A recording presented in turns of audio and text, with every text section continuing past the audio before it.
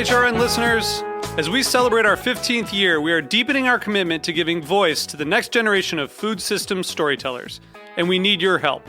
Our internship and fellowship programs help activate new possibilities for underrepresented and underestimated young people through experiential journalism, audio engineering, and production training.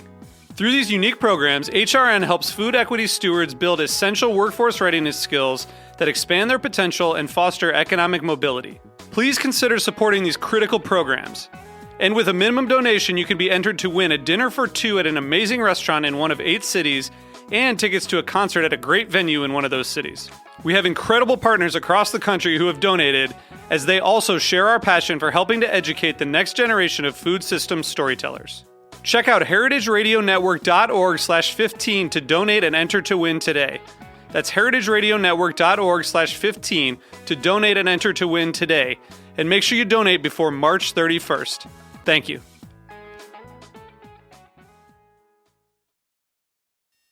This episode is presented by Shacksbury Cider. This week on Meat and Three, we're exploring the culinary wonders of urban New Jersey with a tour through Newark. We speak to Frank Mentasana at Phillips Academy Public Charter School. This idea of family style and made from scratch lunches continues to be a bit of an anomaly in the city. We also hear from Gil Speyer from All Points West Distillery. Newark used to have an incredibly rich beverage alcohol history. And we'll tour Aero Farms, the world's largest indoor vertical farm. We're growing using 390 times more productivity than field farming and 95% less water. Tune in to this week's Meat and Three on Heritage Radio Network to be amazed at the wonders of Newark. That's Meat +THREE. Available wherever you listen to podcasts.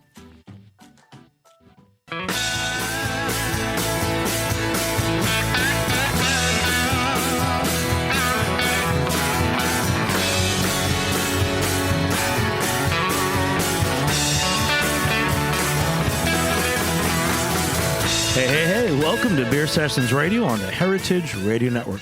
Hey guys, it's March 26th, 2019. It's the beginning of spring. And we've got a very spring-like theme today. We're going to be talking about cider, New York State cider, with a very interesting group of experts, cider makers, and our good friend, Jen Smith from the New York Cider Association. Jen, how are you? I'm well, thank you. It's always a pleasure having you on the show because you've grown so much with the industry and with New York Cider. Just give us a couple updates on what's going on and some of the things that we'll be talking about on the show today. Sure. We have a couple of projects that are coming to fruition this year. We'll talk, I think, a little more in depth later in the show about the New York Cider brand identity that we've developed. So we have a logo that cider makers using 100% New York fruit can use on their labels, and our tagline is the state of cider. We additionally have some data validation around the dryness scale that we've been developing over the past couple of years. So we're ready to see that go into market, and now we're beginning to think about how to certify the name so that we can guarantee that usage reflects the integrity and the kind of scientific rigor that the scale itself embodies. So that will be a great way for consumers to get to know whether their ciders are sweet or dry. That's great. We're going to be focusing on New York State cider in the show today. And Tyler from Kings Highway Cider, right? Yes. So give us your full name, sir. I'm Tyler Graham with Kings Highway. I'm the owner. We started packaging last spring, and we're doing really well in the Hudson Valley, Connecticut, Massachusetts. We're launching in Pennsylvania next week. And, we're doing really well here. It's great. I mean, we were at a Cider Week event together, and you proposed the show. You have a couple ideas that we were going to talk about today. I know, are you on the board of the New York State Cider Association? I'm on the marketing committee, and we were just chatting and thought it would be a good idea to kind of talk about the state of New York cider, considering that we now have this new logo that's promoting 100% New York cider. Yeah, and what do you think? I mean, you had some questions about, what does it mean to be a New York cider? That's a good starting point. Anybody want to join in on that? Is it about apples? Is it about I think culture? A lot of the, what we were talking about on the marketing committee is, any state could have a cider that's 100%, Michigan apples or whatever.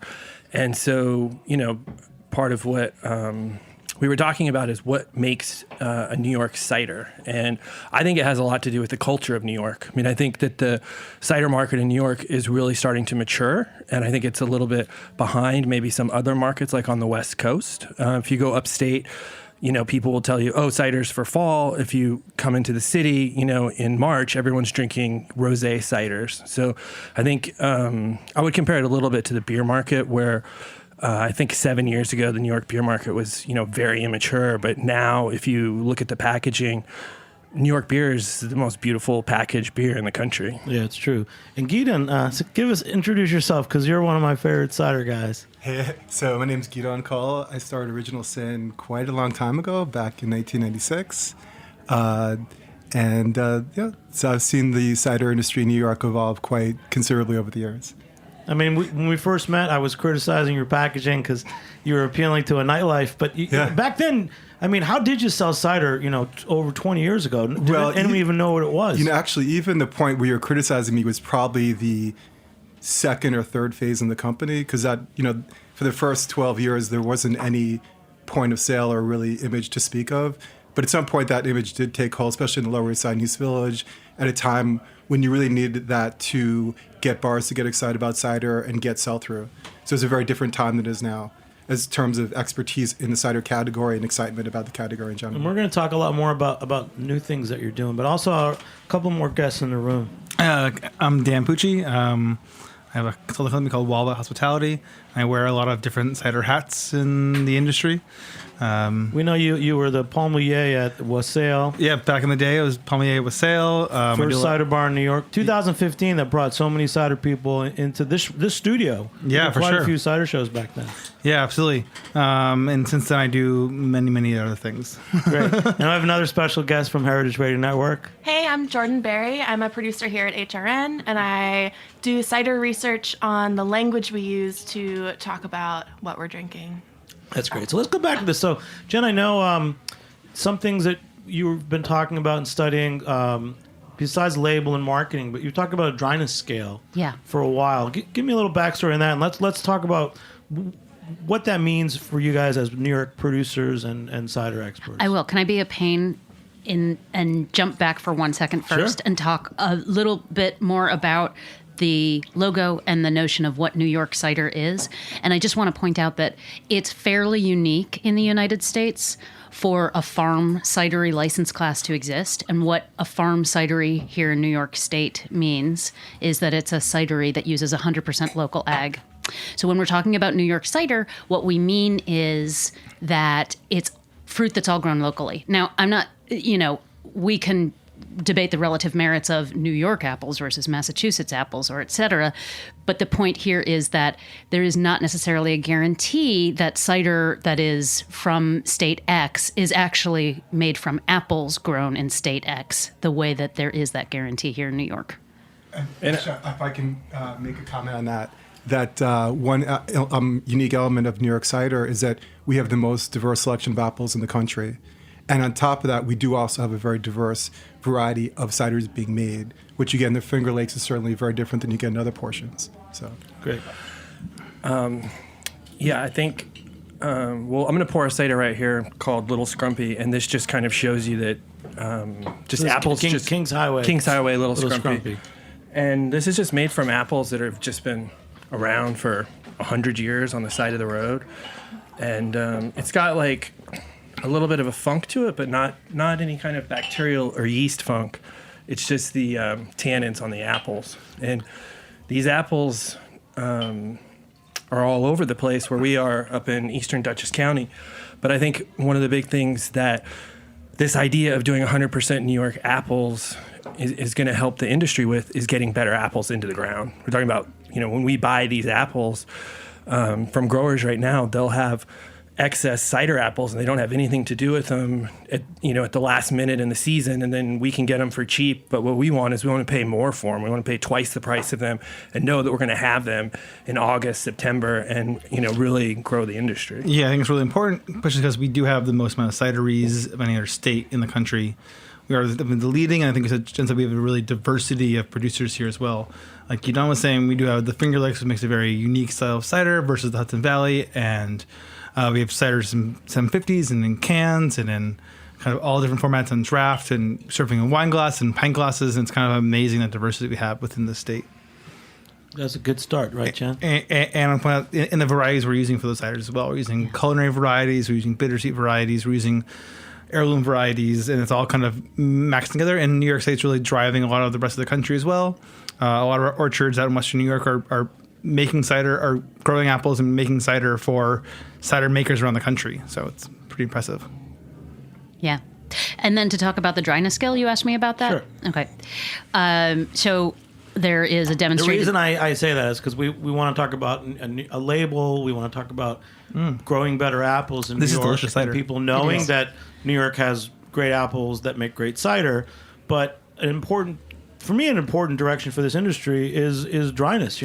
What is dry and how do people know? Sure. Yeah. I mean, sadly, we tend to demonize and effeminize sweetness, which is not in and of itself inherently bad. I think that there are sweet ciders that I would take 9 times out of 10 over a dry cider because they're balanced. But, it's the imbalanced ciders that give sweet cider a bad rep.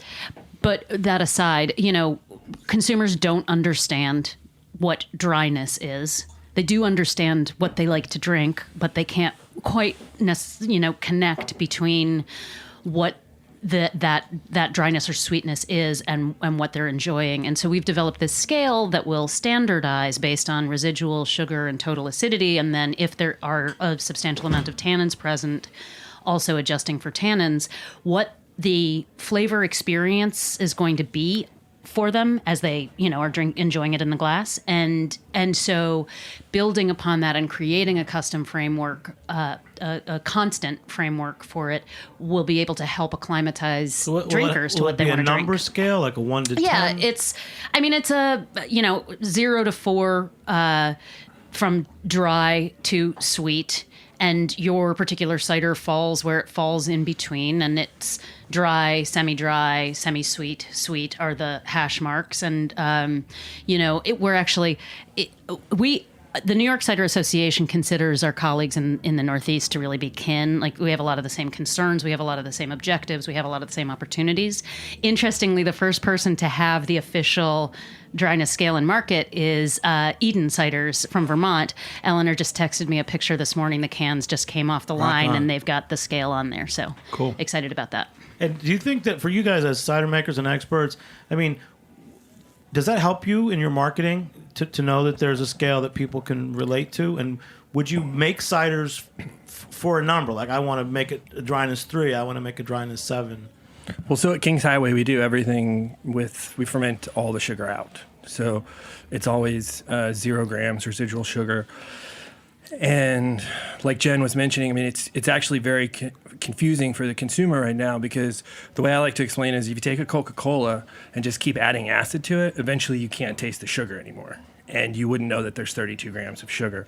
So a lot of dry markets out on the market right now, they'll say dry, and then there's 10, 12 grams of sugar. So I think this will really kind of help start to rein this in so that consumers can kind of start to understand what's going on. Well, I think a big problem in the entire industry today across the country is kind of a failure of expectations among the cider consumer, in which you don't necessarily understand what this cider should taste like. I see that it says these things on it, but what does it actually mean? There are a lot of language like Jordan's been working on in the last few years in terms of like understanding what the language actually has, and actually maybe has some value to it or no value to it at all. And people understanding what varieties will taste like and things like that. But I think having this dryness is the first conversation, because with sale, at least a lot of the first conversations we had, people were about, is the cider dry? And I'm like, is it dry? And now we're ready for the next conversation. But if we can get past that first point of entry, then it will hopefully open up more conversations. Jordan? Yeah, I agree. My data set looks at 500 labels from around the country, and it's basically a frequency list of all the words that producers are using to communicate directly with the drinkers on the labels. And the number one word by a landslide is no surprise to anyone here. It's dry. And that's separating out all the other uses, the semi-dry and medium dry. It's just dry on its own. And the variety of ciders that word shows up on is way bigger than you would expect it to be as a first-time cider drinker. This is very interesting because let's say champagne, that everyone knows what champagne is. If I ask you what's Brut, Sec, and Demi-Sec, do you know the difference? Does anyone? Yes. You do. Tell us, Tyler. Yeah. I mean, Brut's dry. That's why, our sort of flagship right now is New York 12 Brut. grams per liter sugar? 0 grams sugar. Sugar to 12 You got the numbers down? And what's Sec and what's Demi-Sec? I think Sec is 12 to 23. Demi-Sec is like 23 to 38 or 42, something like that. I used to remember. So You got a level 1 master sommelier. I'm going champagne industry has down some kind of a dryness scale. How is the cider scale going to compare with that or learn from it? Interestingly, ours evolved from the International Riesling scale, right? So that's taking the mystification around whether Riesling is sweet or dry and clarifying it for the consumer. It was introduced in the late 90s, I believe.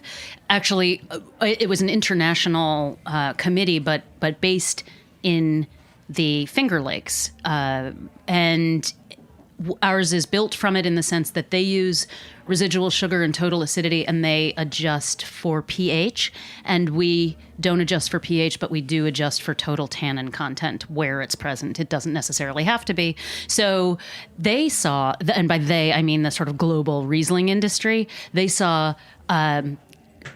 unparalleled growth in their category in the years following the introduction of the scale. So there's sort of a universal regard for it as an effective consumer communication tool. Now, there are people who might quibble with how it's used, and they very much took a back seat around regulating it. So you'll see it on a New Zealand Sauvignon Blanc, and does it belong there, and what does it mean at that point? But for a core group of Rieslings, it really helped consumers connect with what do I like, and is this particular wine one that I'll like. So we're hoping to replicate that. Yeah. For me, one thing is, having been a retail buyer and whatever, sommelier guy forever, I felt like I had to spend so much time tasting different producers' products just to figure out what their dryness scale was in anything, any category, wine, beer, cider. Yeah, I think what John's saying, it's very much informs the expectations for Riesling to really help them evolve and grow, and people are more comfortable in buying those products. I think with cider, we're going to have the same results with this, with the United States dryness scale, and people are going to be more willing to give cider a chance once they are reassured that it is actually a dry cider. Great. And I think also, just as a consumer, just to say, if I'm drinking something that's 100% dry at lunch, it's got, the ABV is 6%. I can have a cheeseburger, go back to work. I don't have this slump. But if it's something that's sweeter, maybe that's something that I would have at the end of a meal at night to help me go to sleep. So I do think it's very important. I want to jump to a different thing. We've got a lot to talk about. We're talking about things like how cider's presented, large format bottles like wine versus cans. But let's talk about something else. Let's talk about cider versus beer or cider versus wine. Because I feel like there's a finite market for beer. Beer is a huge market. The beer companies take out Super Bowl ads. But I don't really think that market's growing. I feel like I've seen cider, a typical mainstream Upper West Side restaurant now with six drafts. Now it's becoming more standard to have one line of cider. So you're seeing growth in cider.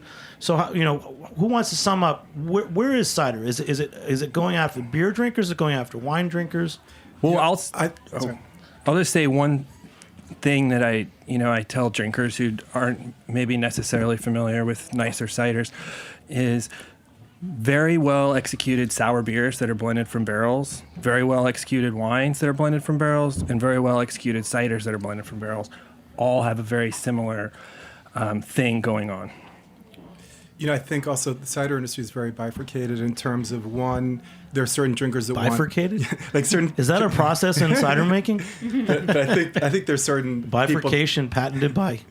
But I think there's certain people that want dry ciders as opposed to sweet ciders. There's also, when you go into other markets, The level of sophistication per market is very different from market to market. And I think that's one of the major confusions when they start using words like dryness.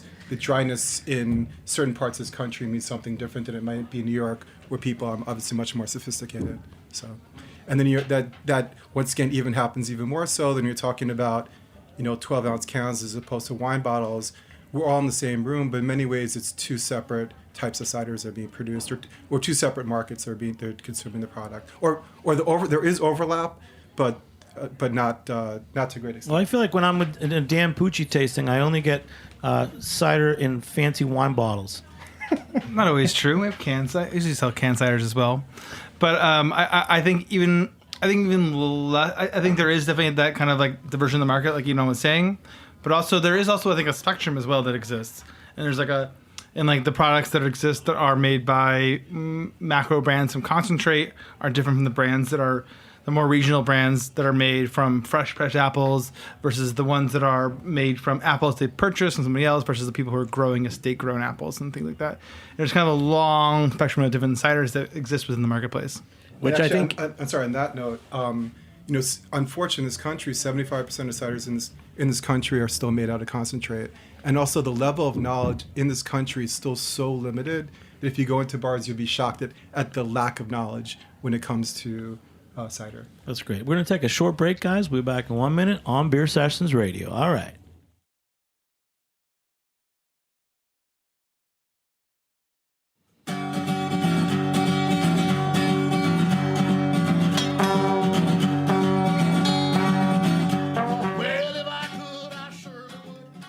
This episode is brought to you by Shacksbury Cider, who believe cider can be daring, complex, and eminently drinkable.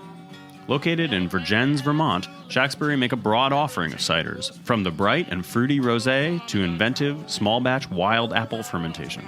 Each fall, Shacksbury takes to the hills of Vermont to forage for the wild and forgotten fruit that make up their Lost Apple Project. Shacksbury, producer of the first American-made Pet Nat cider, continues to experiment every year with limited edition ciders designed to spotlight locally foraged fruit. To learn more, visit shacksbury.com or follow them on Instagram at Shacksbury. You guys can ask questions of each other.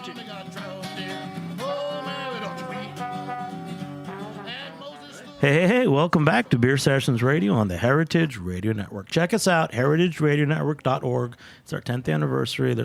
Every month there's some new Hall of Fame announcements and a lot of great things going on, heritageradionetwork.org. We also forgot we have a calling guest out there, a very special wine and cider shop owner up in Fishkill, New York. Yep. Paige from Boutique Wines. Hello, Paige, can you hear me? I can hear you. How are you guys doing? Great. Have you been listening into the show? Absolutely. Great. So just give us a quick. Tyler thought it was very important that we had you call in. You're a retail operation. Just tell us what the ciders that you're selling and your take on the New York cider industry. Yeah, we have almost 150 different SKUs in the store at this point, including 13 on tap. We're one of 2 retailers in New York State that has taps of cider. So we carry 13 on tap, mostly from New York, although we do have a few Vermont and sometimes some European ciders as well. But our store is centered around New York and more New York cider makers than others. Great. So. And Tyler, why did you invite Paige to come on? Because I know that you helped pick all the guests for the show today. Well, I think she has an interesting perspective. I think in New York, we do have this thing going on a little bit where is good cider just in 750 bottles, or can it be in cans? Or, when I've been to Portland, Oregon, or California, I just feel like people don't nitpick as much. They're just like, I like cider. Okay, there's the cider. And so I think Paige has a unique perspective because she's kind of, in Fishkill there, she's kind of like the gateway to the Hudson Valley. A lot of people stop in there because she has such a large selection. And so I thought a lot of times we don't hear that voice from the retailer in these conversations. So I thought she would be a great person to add. Great. So let's all ask Paige questions. Yeah, Paige, what are kind of the consumer expectations when they show up at your store and they kind of want to buy a cider? What makes them choose a 750 versus a single serving can or format? Well, I mean, so it's interesting. I mean, since we have wines, spirits, and ciders in here, I would say, only about a third of my customers come in specifically for ciders. I have other customers that come in for other things. So one of the first things I do when somebody comes in for wine is I kind of introduce them to ciders, and I bring them over to our tap system and kind of walk them through some of the taps. And a lot of times a wine drinker will tell me, well, I don't like cider because cider's sweet. And then I have to kind of give them a little bit of an education and find out what sort of wines they drink. And then based on that portfolio of what they're drinking in a wine, I can then start to choose ciders off my taps for them to taste. And oftentimes, depending on what I pick, they'll tell me, oh, this cider tastes a lot like a wine. And I'm like, well, yeah, there's a lot of similarities between the two industries and how they're used. You just haven't been exposed to that.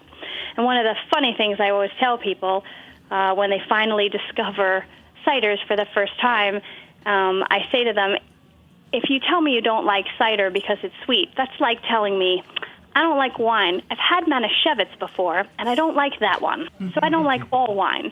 It's kind of like saying I don't like cider because I've had pick a big brand name and fill in the blank there. Like there's other ones out there, and kind of have them explore a little bit.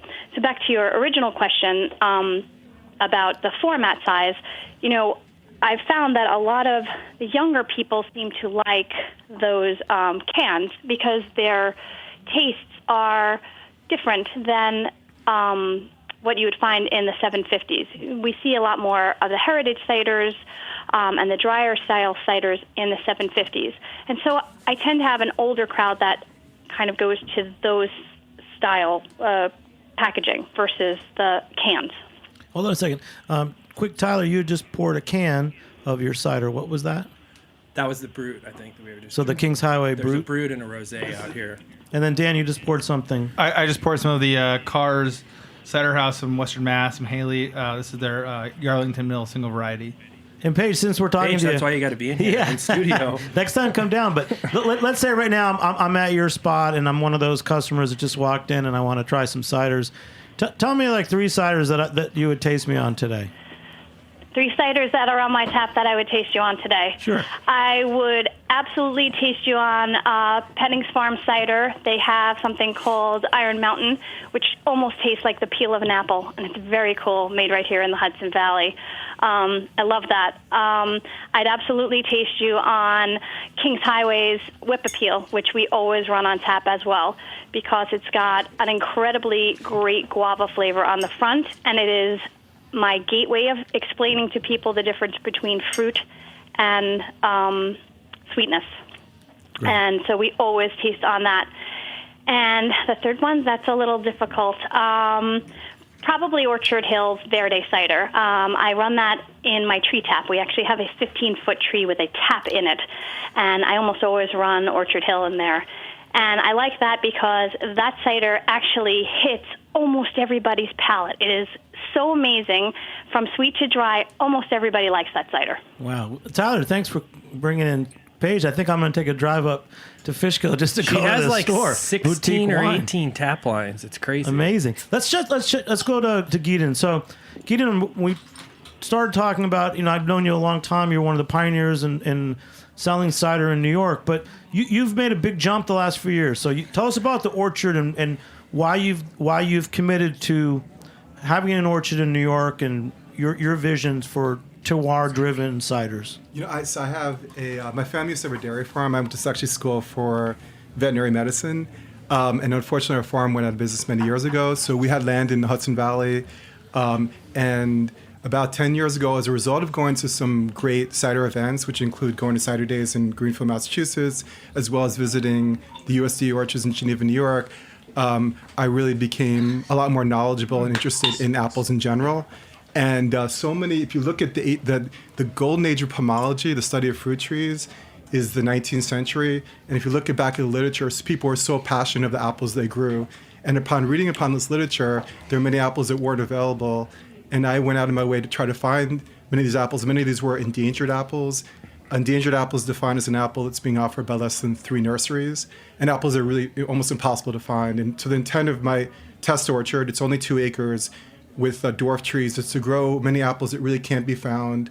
And from the main reason is because I personally want to try them. So, how many varieties do you have there? We have 150 varieties. And actually, I think one incredibly important point for my orchard is that I've found that in general, apples that are not indigenous to the States tend not to do as well. Some do, but many do not do as well in the States. And looking once again back in literature, there's all this early literature about how growing European apples were almost worthless when grown in the States. One of the problems of the cider industry currently is there's such an attempt to take European cider apples and grow them in the States, where really what this country needs to do is develop their own indigenous cider apples and propagate them. And why don't you tell people how that happens? That's a good one. The propagation? Well, I was also going to say there's also so many out there. There are all those trees out actually, Tyler has a single varietal Harrison, which is a very famous apple from Newark. And the greatest cider in this country in the early days of our country was known to grow in Newark, New Jersey. When Newark, New Jersey had so many famous apples, that's obviously one amazing apple. But propagation happens through grafting, which is a very simple process, which can be learned pretty easily. And I actually, right now, next week, I'll be grafting myself. Every year I collect some very strange, unusual varieties and grow them, because the most exciting thing every year is with my orchard is every year I have at least 30 or 40 new varieties, or a certain number of new varieties that are harvested for the first time, which keeps it fun and interesting. A couple years ago, Guidon invited me over to his house because he actually lives very close to our cidery, and I didn't know what to expect. And then all of a sudden, I'm looking at all these apples that I've read about in books and everything, just sitting there. And I said, "Can I use these?" And right now, we're drinking Ashmead's Kernal, which is awesome, and it's amazing. Yeah. So at the end of the year, I'll cruise over there after I get coffee in the morning and just grab what's around, because I like to really high brick ciders in November, December. The Ashmead's, I think, is 9%. Yeah, it tastes like the Harrison's like 8.5%, and then we have a Wickson that we'll try in a bit that's 10.5%. But before I started making cider, I heard all this. Did you get these apples from Guidon's? Yeah, these are from his orchard. So you made these small batches? I made small batches. Like, if there's, the Wicksons, they're the latest apples, and it's just like these ribbons. It looks like cranberries on a apple tree. They were discovered in California, I think, 80 years ago, but it's a phenomenal crab apple. And if they're all sitting there, okay, I'll make 30 gallons of this, 20 gallons of that, and just see what it is, because it's amazing to be able to work with the apples.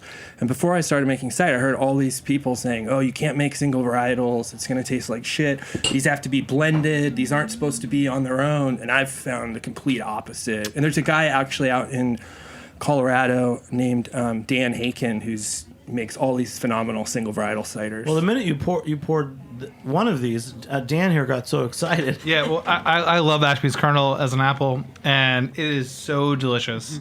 It has so much texture and weight and phenolics, and it's savory and fruity at the same time. It's a lot of stuff. And the great thing about the Ashmead's Kernal for orchard is that it's actually a dual-purpose apple, so it's as good as an eating apple as a cider apple. Yeah, it does taste really good. So we're kind of talking about terroir, but we're really talking more about particular apple varieties that are growing in New York. But Jen, is there anything that on the state level that's going on, talking about terroir and specific trees that are being recommended to be planted, or is there a planting plan for New York State? So, on the one hand, we have a huge apple industry here in New York State. And there are a lot of, I think Guidon, you just mentioned dual purpose. There are a lot of dual purpose apples, which means they could be used for cider, they could be used for cooking, they could be used as dessert fruit you'd eat out of hand. So we have a lot of trees. We have Kernal doing a lot of really important research primarily on European varieties that have high tannins or really super high acidity. And then there's also a lot of energy going into finding wild apples and this goes to what Guidon was saying about how maybe the answer isn't looking to Europe as much as developing our own varieties here in New York. And so we see a lot of advancement in all three of those categories. And again, that's one of the reasons that we're so high potential. Now, to talk about terroir, it's early days. Do we have microclimates and soil differences? Of course. Does an apple grown, on the slope on the side of Lake Cayuga tastes different than in a fertile field in Fishkill? Quite possibly. But how we're quantifying those differences is still a work in progress.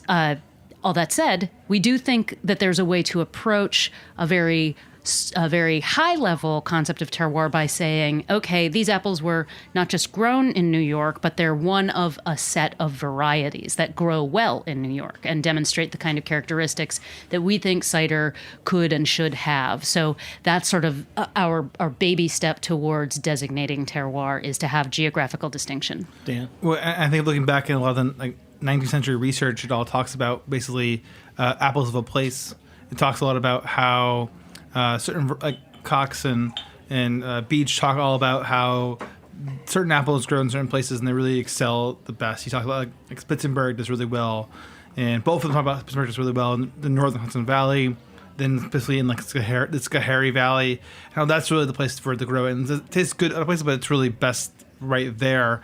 And I think in our next generation, and reading a lot about Newark cider, we're drinking a Harrison right now from the Kings Highway, and like Harrison's an apple variety from Newark, and Newark, New Jersey. From Newark, New Jersey, and it's a lot of the literature back then says like basically the reason why Newark cider was so good was because of this apple variety. And apple variety did so well in Newark because it was from Newark, and it did like the two things were linked. It wasn't because of Harrison itself, but Harrison in New Jersey did really well. You know what's exciting about the show?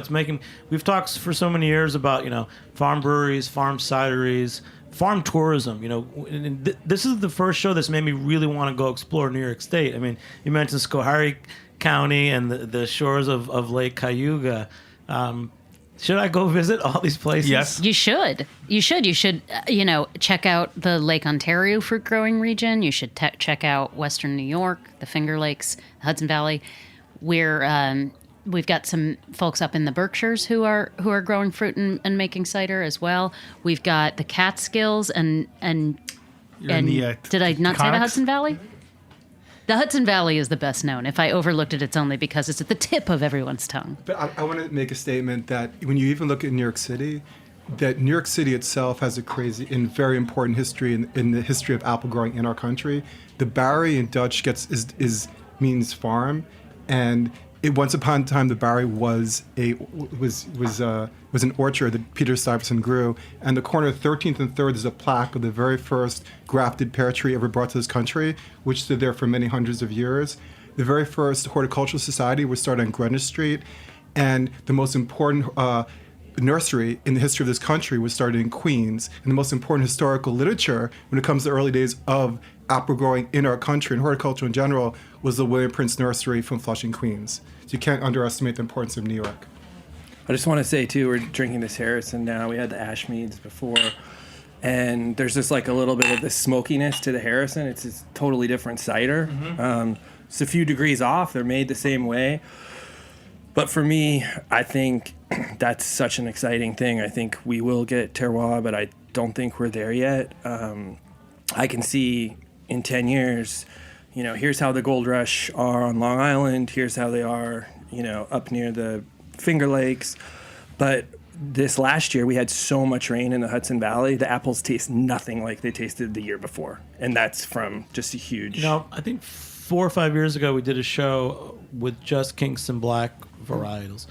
Are there any commercially available ciders that are being marketed as single varietals? For sure, yeah. Increasingly more so. I think it's a really important part of at Wassail. It was very important. People who knew the variety of this apple, it was in the cider. It was very helpful in terms of selling the actual product. Yeah, there's a romance to it as well. And the word in let's say the 2010 era of cider in the United States was that you should be blending, that cider is meant to be blended. And we've really seen evolution in that, in the mindset around it and the quality of ciders that are being made out of single varieties. And that's a happy coincidence with the fact that drinkers really respond to single varieties. That there is this sort of compelling notion that it's not just apples, it's that kind of apple that maybe I can see at the farmer's market, or maybe I've seen growing on a tree, or maybe, has some kind of history to it. Yeah, the word like Northern Spy has a place in someone's brain. Even though they don't know exactly what it is, it still exists somewhere in their on their subconscious. Jordan? 2 years ago for Cider Week, Dan, we put together an event with 16 different single varietal Newtown Pippin ciders from around the country and around the world.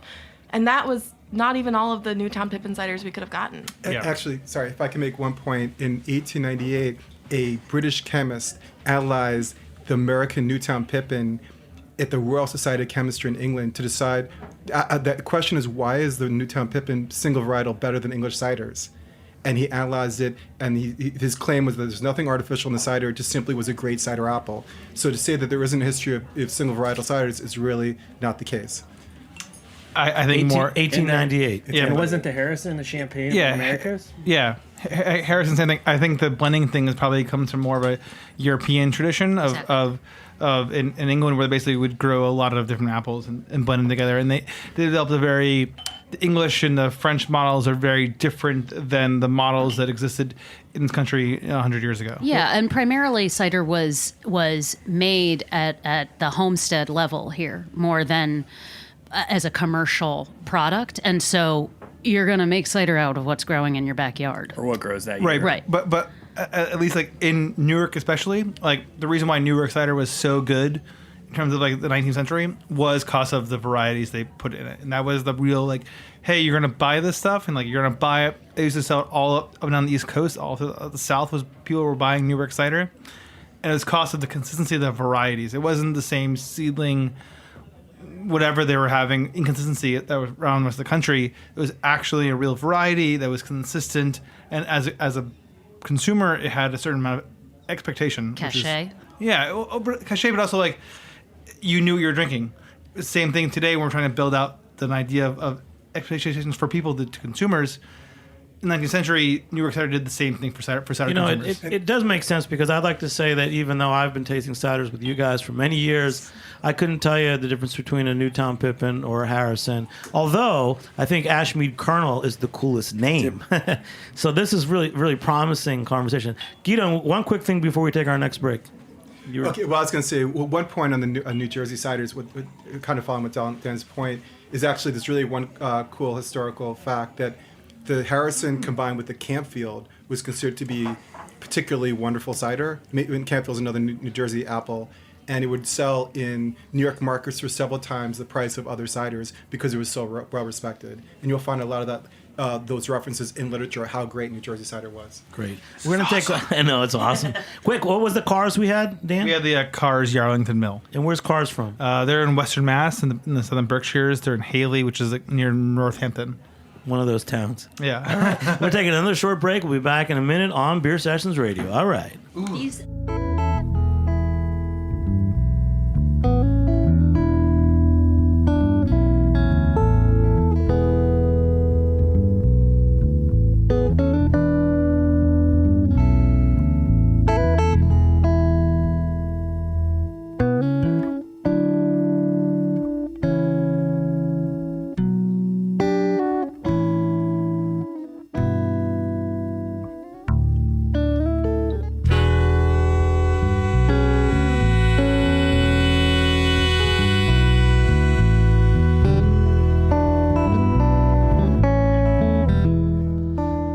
I was just practicing my guitar, but this is a pretty cool show, guys. Welcome back. Beer Sessions Radio, heritageradionetwork.org. The Cider Show was going to be a cider controversy show, but the controversy is, there's a fact that we're actually talking. Why aren't more people drinking it? We're talking about cider, and I think it's one of the most interesting beverages out there right now. But Danny, just want to take a step back. I think that big part of the growth of an industry is actually learning from the market. Like we have Paige on air, and she's talking about tasting people that are interested in wine. They're going to taste cider. But you with Wassail, to me, it's a seminal moment because in 2015, it was the first cider bar in New York City. You had cider makers from all over the country flying in to do tastings because there was nothing else like it before. But again, you must have learned so much from the questions people had, because anyone interested in cider went to that bar, but they must have all come from different, the expectation levels must have been very different. Yeah, totally. I had no idea we were setting into that project, but it was very much the thing where people were super hungry and curious to taste cider, but didn't really have the language to actually understand how to communicate what they actually wanted, and our staff when we first started didn't really have the language either to really communicate what these products were to the people that they were asking for. And like, well, they're all good, just like, what good do you really want? And for the first 2 months, we gave away so many samples of things. And just like, for me, it was like clarifying language on menus and dialing things in terms of creating what people wanted out of the beverages to kind of like, so we basically went from everyone trying 6 samples to trying no samples. It was in pretty fast time, just for like kind of just changing the language on how we presented the products. And then in terms of cider education, I mean, in someone like Jordan, I mean, we can give everyone a little background. I mean, there's other regions in the world where cider's been part of their traditions. Are there any that you look to for inspiration, or that current cider makers are looking to, or is everyone just focused on making their own product? Oh, totally. And we were recently all over at the USACM CiderCon in Chicago in February, and one of my favorite sessions there was about Spanish-style cider making, but in the U.S., and how we use that influence and that tradition to make products here that maybe are referential of that or respectful of that, but are completely our own thing because we're not growing the same apples.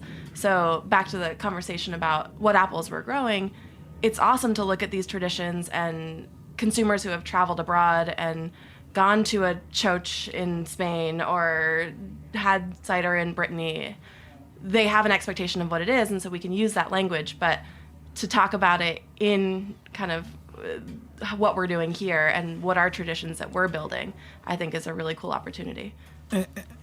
If you want controversy, Jimmy, I will say that I think a lot of people do talk about funkiness in cider, and there's I think one problem in the market might be that there are some funkiness in bottles that isn't.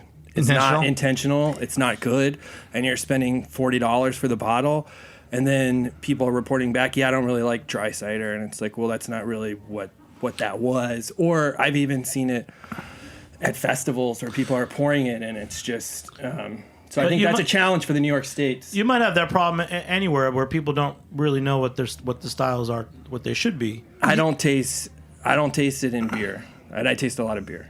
I did a while ago, but I don't taste it anymore. Yeah, but I think a lot of that has to do about a certain amount of expectations, because like when people would, especially in the Spanish context, like Jen and I went to Spain last year, and it was very enlightening in terms of the culture that exists there and what the things they're doing right and things that they're doing wrong there. And coming back here and realizing that, so much of the Spanish cider that people are selling as Spanish style cider made domestically is just bad cider that people are selling as good cider, as Spanish inspired. Just let it all hang out, cider. Right, which is like this. The cider just has. This is the controversy we weren't supposed to talk about. This cider is just bacterial, and if you wanted to make a Spanish, this is a Spanish style cider. If it's like a 4-year-old bottle of Spanish cider, then yes, this is a Spanish style cider, but it doesn't have any of the same life and vibrancy that a Spanish cider should have.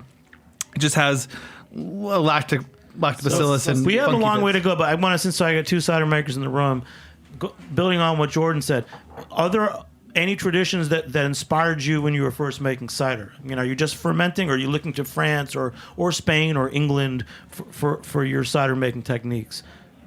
Tyler? I mean, I like all styles. I like all well executed cider, and what I really love about cider is the story of it. People have been making it for thousands of years. The Romans brought it to England. It's you can find these paintings of the old presses with the horse and the concrete trough on Long Island from like 1638. I mean, this stuff has been here forever, and it's cool to see it coming back. I think, going back to 1996, 1898 to 1996. I'm not that quite that old, but like when I launched, Bulmers launched Woodpecker in the States, even though Strongbow was the most popular cider in England, because they thought Americans like a sweeter palate. So the bar was so low in those days in terms of people wanting. There's only really sweet ciders available. So when I started, the intent was to make a dry cider.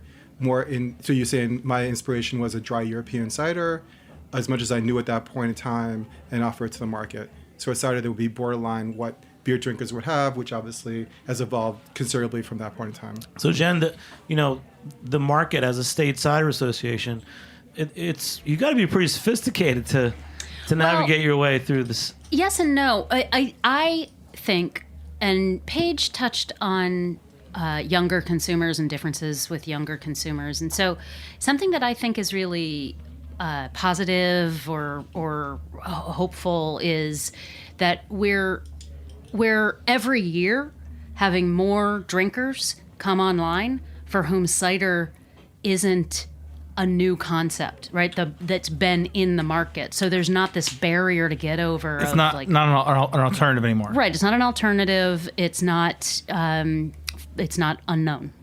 And so people are gaining confidence, and by people I mean drinkers are gaining confidence around, just the, there's so much intimidation around drinking and being sophisticated enough and talking about it the right way and asking for dry and et cetera. And I think that's decreasing year over year with cider. And let's switch this up because we're running out of time, but the can question. So the thing about cans is let's talk about your shift to cans, Gideon, because for so long you had bottles and draft. There's been obviously a huge shift in the craft beer industry towards cans, which obviously the craft cider industry is very impacted by the craft beer industry. But I do recall a couple years ago to the CiderCon, the National Cider Conference, and with this Nielsen data making the point that canned cider had gone up several percentages, while bottled cider had gone down. So clearly, there's a move for certain people that cans is some more appealing. And we're profile. seeing top tier ciders like Eden and even Farnham Hill has cans. But what I'm trying to say is that going to be the right direction for cider? Because I think cans are a great way to deliver it, same as beer. But I want someone to spin that for me. I actually have a question for Paige. Paige, are you still there? Are you still there? Yep, I'm here. All right. So what would happen if somebody put a bunch of single varietal ciders in cans in your shop? Are 20-year-old kids going to buy that? Because I have this feeling that 20-year-olds do not care about 21-year-olds. 21. I was going to Good correct point. you and say we proof everybody here. You have to be 21. Okay, so that's a loaded question, and I'll tell you why.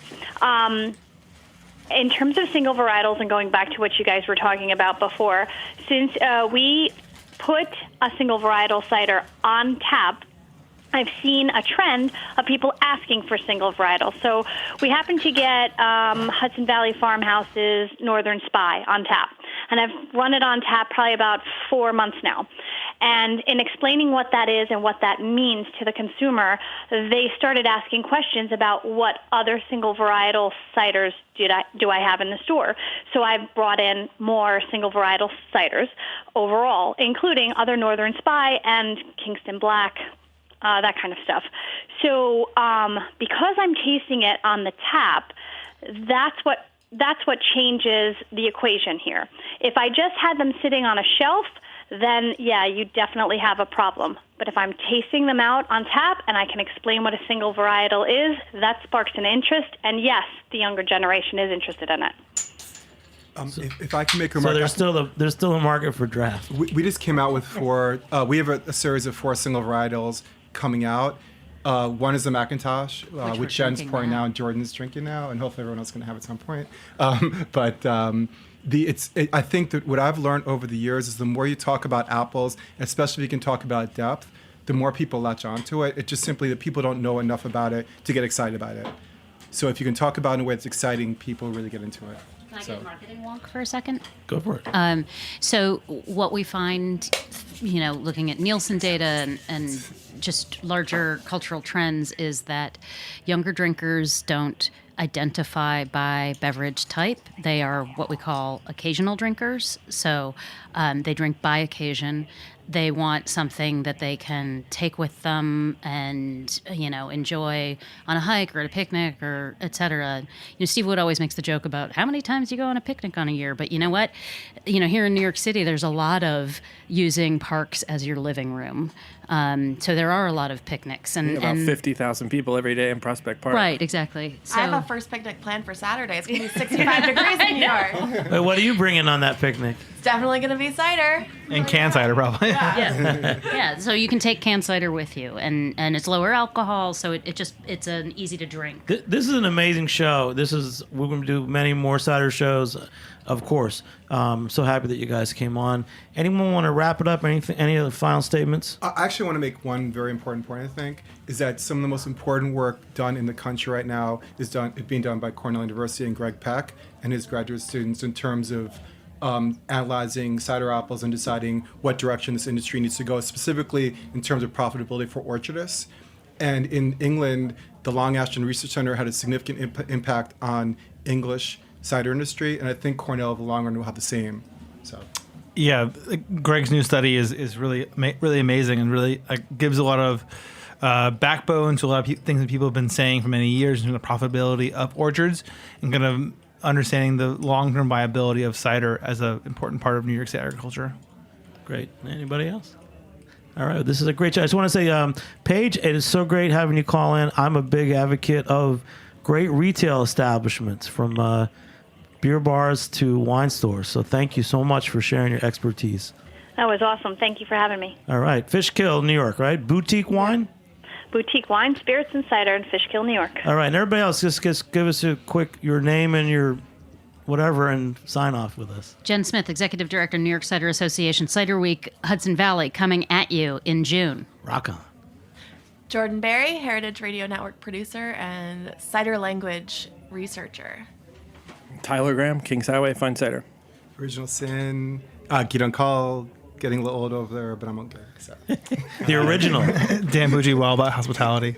This is great. Thanks for joining us. Big shout out to our producers, Justin Kennedy, engineer Matt Patterson, our new intern, Aaliyah Papes, and I'm Jimmy Carboni, the host. Thanks for joining us here on the Heritage Radio Network. We'll catch you next time on Beer Sessions Radio. All right. Woo!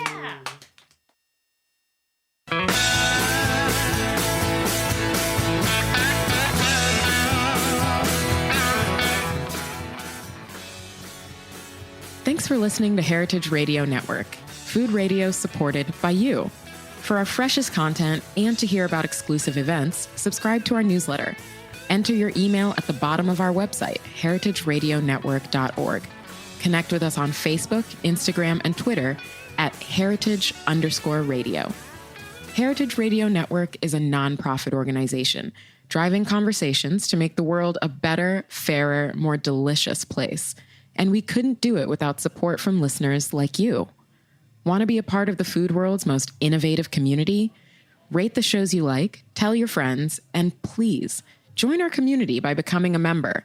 Just click on the beating heart at the top right of our homepage. Thanks for listening.